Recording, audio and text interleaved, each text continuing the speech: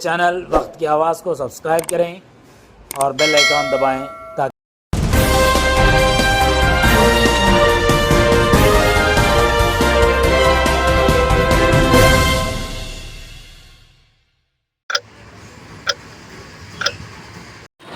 ناظرین وقت کی آواز چینل میں آپ کا استقبال ہے۔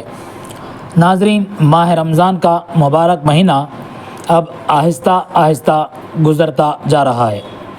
ناظرین رمضان کا آخری دہا جو دوزخ سے آزادی مانگنے کا ہے، اس دہے کی طاق راتوں میں شب قدر کو تلاش کرنا ہے۔ آئیے ہم شب قدر، اعتکاف اور فطرے سے متعلق مولانا مفتی محمد آصف الدین صاحب نے کیا کہا سماعت کریں۔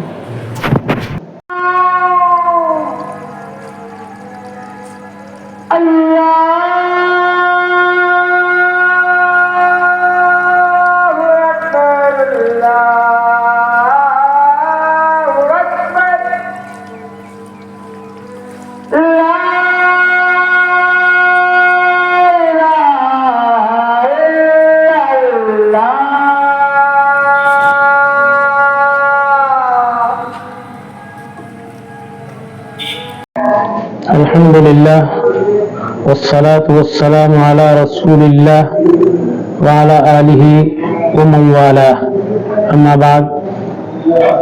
محترم ناظرین و سامعین، جیسا کہ آپ جانتے ہیں رمضان المبارک کی چند روز قبل آمد کی خبر تھی۔ اب یہ خبر ہے کہ یہ اب ہم سے رخصت ہونے والا ہے۔ نبی رحمت صلی اللہ علیہ وسلم نے فرمایا اولہ رحمہ، رحمت کا عشرہ بھی ہم سے رخصت ہو گیا۔ اوسطہ مغفرہ، اس کے اب 1-2 دن بچے ہیں، یہ بھی رخصت ہو جائے گا۔ اب ایک عشرہ ہے آخرہ مغفرہ، آخرہ عتق من النار، دوزخ سے آزادی کا عشرہ ہے۔ اب اس آخری عشرے میں چند کام کرنے ہوتے ہیں۔ ایک کام یہ ہے کہ شب قدر کی تلاش، اس کے لیے یہ آخری 10 دن کو نبی کریم صلی اللہ علیہ وسلم نے فرمایا آخری 10 عشرے کی طاق راتوں میں اس کو تلاش کرو۔ تو 21، 23، 25، 27 اور 29 ان طاق راتوں میں شب قدر یقینی طور پہ ہوتی ہے، حضور پاک صلی اللہ علیہ وسلم نے فرمایا ہے۔ اب اس کی تلاش میں عبادت کریں، نوافل پڑھیں اور ذکر و اذکار میں رہیں، تلاوت کریں، کیونکہ جس کو شب قدر مل جاتی ہے تو یوں سمجھ لیجئے اس کو زندگی کے 84 برس 4 ماہ اور کچھ دن اس کو ملتے ہیں۔ تو 84 برس کوئی معمولی مدت نہیں ہوتی جو پورے کے پورے اطاعت و فرما برداری میں گزرے۔ اسی لیے اس کا طریقہ یہ ہونا چاہیے کہ اس دن تھوڑا سا خیرات بھی کر دیں، کیونکہ اگر امکانی شب قدر ہو جائے تو ایک صدقہ شب قدر میں کرنے کے برابر جو ثواب حاصل کرتا ہے وہ ملے گا۔ تو اس طریقے سے اس رات تھوڑا سا خیرات کریں، تھوڑی نمازیں پڑھیں، تھوڑا قرآن مجید کی تلاوت کریں، تھوڑے ذکر و اذکار میں رہیں، تھوڑا اس طریقے سے پورے جو اعمال خیر ہیں اس کو انجام دیں، ہر طاقت میں دیں۔ ہو سکتا ہے کہ جو ممکنہ شب قدر ہے، جو اللہ کے حبیب صلی اللہ علیہ وسلم نے فرمایا وہ شب قدر آ جائے تو پھر ثواب اور اللہ کی رحمت اور اس کی سعادت مندی جو بندے کو ملنے والی ہے اس کے کیا کہنے ہیں۔ تو یہ آخری عشرے میں یہ کریں۔ اس کے بعد 21 رمضان المبارک سے چاند دیکھنے تک، یعنی 20 کو آپ افطار کرتے ہی مسجد میں یا مسجد ہی میں آ کر اعتکاف کی نیت کر کے آپ اعتکاف کر لیں۔ اس دن سے لے کر چاند دیکھ کر 10 دن پورے یہ اعتکاف سنت ہے۔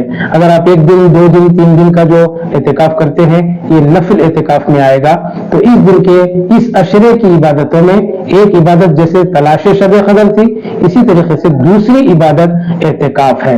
اعتکاف سنت مؤکدہ علی الکفایہ ہے۔ علی الکفایہ کا مطلب یہ ہوتا ہے کہ بستی یا آبادی سے ایک آدمی بھی اس عبادت کو انجام دے دے تو سب کے ذمے سے یہ ساقط ہو جاتا ہے۔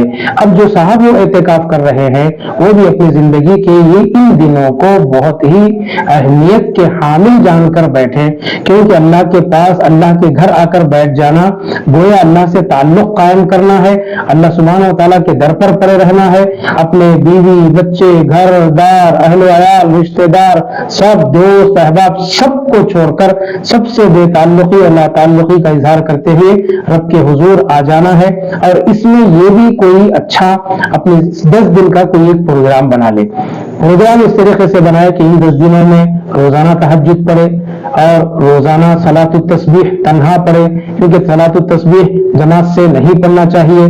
اب رہی بات، ان 10 دنوں میں ایک قرآن مجید ختم کرے اور اس طریقے سے ہر نماز کو تکبیر اولا کے ساتھ پڑھے، کیونکہ 5 نمازیں تو باہر سے آنے والے بھی پڑھتے ہیں، جو لوگ اعتکاف میں نہیں ہیں وہ بھی پڑھتے ہیں، لیکن معتکف کے لیے یہ ضروری ہے کہ وہ بنا لے اس طریقے سے کہ ہر نماز تکبیر اولا کے ساتھ ادا ہو، اور بلا ضرورت بار بار مسجد کے وضو خانے، حمامات اور صحن، حوض یا ملگیاں یا کمرے اس میں بلا ضرورت نہ جائے، بلکہ ضرورت ہو تو ہی جائے، ورنہ تقریباً حصہ اس حصے پر گزارے جہاں پر پنجگانہ نماز ہوتی ہے اور جمعہ ہوتی ہو، ایسی مسجد ہی انتخاب کر لے۔